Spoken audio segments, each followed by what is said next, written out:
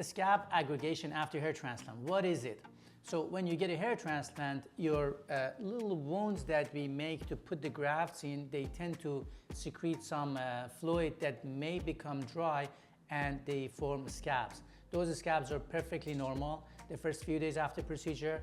In fact, they may get worse and worse until day 3 and 4. But if you wash your hair properly after day 5, they should all be gone. Occasionally, these scabs could get connected to each other and create a geometric pattern that may feel like you don't have any hair between those lines. But that's not a sign that you don't have hair.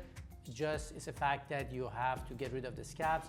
And after day 5, when you start washing your hair more aggressively, you can get rid of them. Hopefully after 1 week, you should not see any of them. If you do, it means you're not washing your hair generously enough.